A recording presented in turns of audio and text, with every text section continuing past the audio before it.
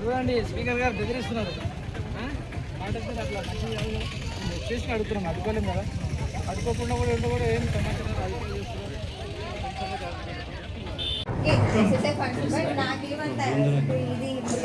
ఇట్లా ఉండాల్సింది ఇక్కడ ఈ ప్లేస్లో ఇక్కడ సేమ్ ఇదే టైప్ ఇంకా పెద్దగా రావాల్సింది, ఇక్కడ రావాలి. మూడో ప్లేస్ మరి ఇక్కడ ఎందుకు తేడా అయింది?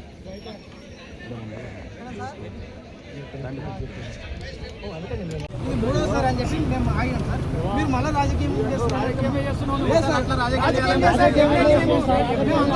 లోపల వ్యవస్థ కూడా బాగాలేదు కదా సార్. వ్యవస్థ కంప్లీట్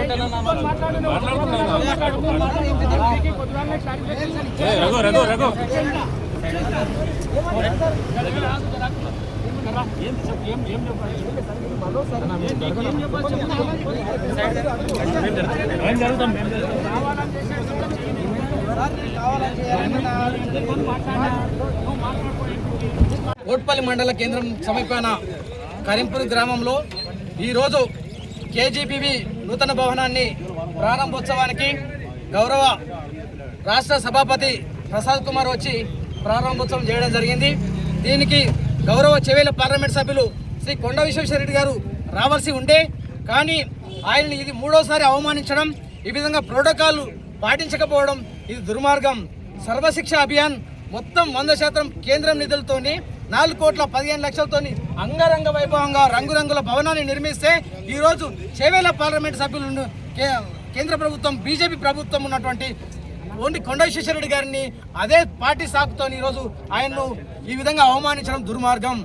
ఈ విధంగా ఫోటోలు ఇక్కడ చూపిస్తున్నటువంటి వ్యక్తులకు ఒకసారి డికేఆర్ గారు, ఇది మహబూబ్నగర్ పార్లమెంట్ సంబంధించింది. అక్కడ మద్దూరు మండలంలో కేజీబీబీ ఓపెన్ చేయడం జరిగింది. అక్కడ కూడా పెద్దిపాడ అనే విలేజ్లో ఉంది. అక్కడ రేవంత్ రెడ్డి గారిని ముఖ్య అతిథి మరియు ప్రారంభకులుగా పెట్టిండ్రు. తర్వాత డికేఆర్ గౌరవ అతిథులు శ్రీమతి డికేఆర్ గారు పార్లమెంటు సభ్యురాలు మహబూబ్నగర్ జిల్లా. మహబూబ్నగర్ పార్లమెంటు సంబంధించినటువంటి సభ్యురాలకేమో ఇంత గౌరవం ఉంటే మన వికారాబాద్ జిల్లాలో కోట్పల్లి మండలంలో అయిన కనీసం 4వ ప్లేస్కి వాడడం ఇది దుర్మార్గం. ఇది ఎన్నోసార్లు చెప్పినా మళ్ళొకసారి జరగకుండా చూస్తాం. స్పీకర్ గారు కూడా ఏం చేస్తారు, అది మీది ఏమవుతుంది, రాజకీయం చేస్తున్నావా అని ఈ రకంగా మాట్లాడడం హాస్యాస్పదము. ఈరోజు ఎప్పుడైతే సరే అందలం ఎక్కినప్పుడు ఒకలాగా, అందలం ఎక్కినాక ఒకలాగా ఈ రకంగా మంచిది కాదు.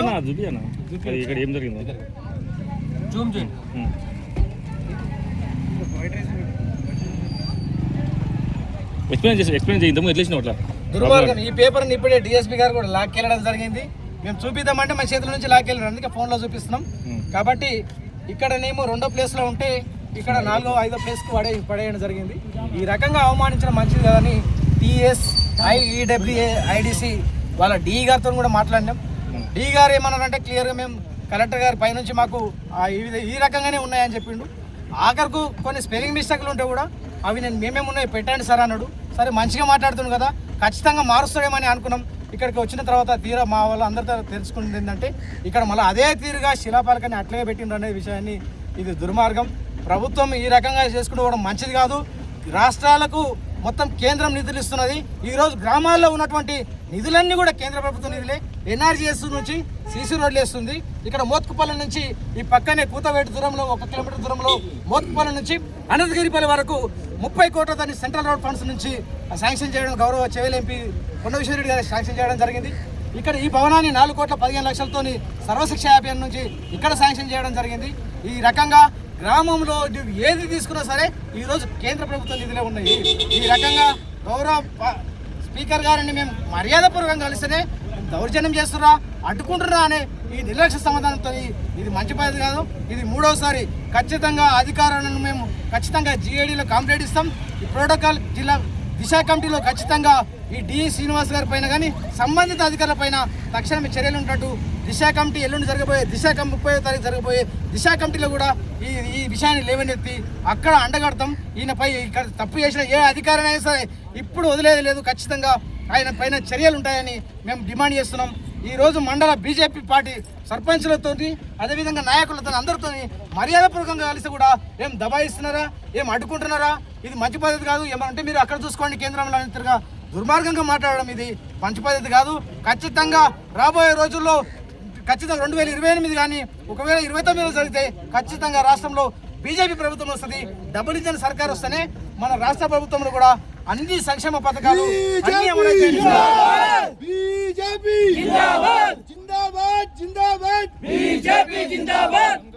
కోట్పల్లి మండలం లోపల ఎన్నో రోజుల నుంచి బాలికలకు చాలా ఇబ్బంది అవుతుంది. ప్రాథమిక పాఠశాల లోపల సరైన డ్రైనేజ్ వ్యవస్థ ఎక్కడ లేని దాంట్లో నుంచి ఇవాళ ఇంత పెద్ద బిల్డింగ్ 4,15,00,000 బిల్డింగ్ సెంట్రల్ గవర్నమెంట్ నిధులతో ఇచ్చిందని చెప్పేసి సంతోషపడే ఇటువంటి సమయం లోపల మనకు రాష్ట్ర కేంద్ర ప్రభుత్వాలు కలిసి అభివృద్ధి చెందేటప్పుడు వాళ్ళకు ఒకరికొరికి మర్యాద ఇచ్చే స్థానం లోపల కూడా రాష్ట్రానికి కేంద్రం ఇవ్వాలి, కేంద్రానికి రాష్ట్రం ఇవ్వాలి. మరి ఇవాళ ఇక్కడ మహబూబ్ నగర్ లోపల జరిగిన కార్యక్రమం లోపల అక్కడ ఎంపీ గారికి సరైన ప్రోటోకాల్ ఇచ్చి గౌరవం ఇచ్చారు. మరి అదే ఇక్కడ మన చేవెళ్ళ కాన్స్టిట్యున్సీ లోపల మన కోట్పల్లి మండలం లోపల ఇక్కడ మనకు సీఎం గారికి ఇచ్చారు ప్రోటోకాల్, తర్వాత స్పీకర్ గారికి ఇచ్చారు. దీనికి ఎవరం కూడా నిరభ్యంతరంగా మేము ఎందుకంటే ఖచ్చితంగా మేము గౌరవం ఇస్తాము, గౌరవించే పార్టీ నుంచి వచ్చినాం మేము. మరి ఇక్కడ ఎంపీ గారే కాకుండా వారు సెంట్రల్ గవర్నమెంట్ విప్గా కూడా ఉన్నారు. భారత ప్రభుత్వ విప్గా అంటే ఆయనకు ఇంకా పెద్ద ప్రోటోకాల్, పక్కకున్న డీకే అరుణమ్మ గారి కంటే పెద్ద ప్రోటోకాల్ అయినా కూడా వారిని ఇక్కడ 5వ స్థానంలో ఇవ్వడం అని చెప్పేది ఇవాళ ఈ కార్యక్రమానికి నిరసనగానే ఎంపీ గారు రాకపోవడం జరిగింది. ఇది ఇంకో విషయంగా ఏం చెప్తున్నట్టు వాళ్ళ స్పీకర్ గారు బెదిరించేటట్టుగా మీరు అడ్డుకుంటున్నారు అంటున్నారు. ఒకవేళ బీజేపీ కార్యకర్త అడ్డుకోవాలంటే ఇక్కడ ఇవాళ కార్యక్రమం ఓపెన్ కాదు. దయచేసి ఒకటి మేము ప్రభుత్వానికి రిక్వెస్ట్ చేస్తున్నాము, అభివృద్ధికి ఎప్పుడు కూడా బీజేపీ కార్యకర్త కానీ భారతీయ జనతా పార్టీ నాయకులు కానీ ప్రభుత్వం కానీ ఎప్పుడు కూడా అడ్డుకునే కార్యక్రమాలు చేయదు. డెవలప్మెంట్కు వెల్కమ్ అని చెప్పేసి మేము ఇక్కడ కూడా ఏమి అడగలేదు. డీ గారిని వివరణ కోరుతామని చెప్పేసి ఎస్ఐ గారిని అడిగాం. 45 నిమిషాలు మమ్మల్ని గేట్ దగ్గర నిలబెట్టేసి కనీసం డీ గారు వివరణ కూడా ఇవ్వకుండా వెళ్ళడం అనేది చెప్పేది నిజంగా మేము చాలా బాధపడతాం దీనిపైన. సరే తప్పు ప్రతి ఒక్కరం చేస్తాం, మనం మాత్రం తప్పు పైన నందన్న గారు నిన్న వాళ్ళకి చెప్పిన తర్వాత కూడా వాళ్ళు ఇచ్చే సమాధానం అనేది కంక్లూడ్ చేసి వాళ్ళు క్లియర్ చేస్తారని అనుకున్నాం. మరి ఇవాళ ముఖం చూపెట్టకుండా కనీసం సరే జరిగింది మారుస్తామని చెప్పేసి వివరణ కూడా ఇవ్వకుండా ఇవాళ కలవకుండా వెళ్ళిపోయినారు. దీనికి మేము నిజంగా నిరసన ఇస్తున్నాం. వీలైతే ఖచ్చితంగా ఆ శిలాఫలకాన్ని మీరు మరొకసారి మార్చి మర్యాద ప్రకారంగా ఎవరి మర్యాద నిలబెట్టుకుంటున్నట్టుగా ఇవ్వాలి. అదేవిధంగా ఇంకోటి చెప్తున్నాము, ఇది ఒక 2 నెలల కింద మనకు పత్రికా మిత్రులు తీసుకుని వచ్చిండ్రు. బిల్డింగ్ కంప్లీట్ అయిపోయింది కానీ కంపౌండ్ వాళ్ళ కాలేదు అని చెప్పేసి 600 మంది బాలికలు ఇప్పటికి అడ్మిషన్ జరిగింది. ఇంకా 200-300 మంది అడ్మిషన్ జరిగే అవకాశం ఉంది. ఇది కంప్లీట్ ఏ గ్రామానికి కూడా లేకుండా మినిమం గ్రామం అంటే ఇక్కడికి కిలోమీటర్ నుంచి 3 కిలోమీటర్ దూరంలో ఉంటుంది. మీరు దీన్ని ఎందుకంటే ఇది అన్నిటికంటే చాలా ముఖ్యంగా గమనించాలి. ఇది కంపౌండ్ వాళ్ళు మెయిన్ రోడ్ పైన కనిపించడానికి మీరు ఇక్కడ చూపెట్టాను బ్రదర్. మెయిన్ రోడ్ కనిపించడానికి మాత్రం కంప్లీట్ ఇక్కడ ఎల్ షేప్ మాత్రం మెయిన్ రోడ్ పైన మాత్రం కంప్లీట్ చేసింది.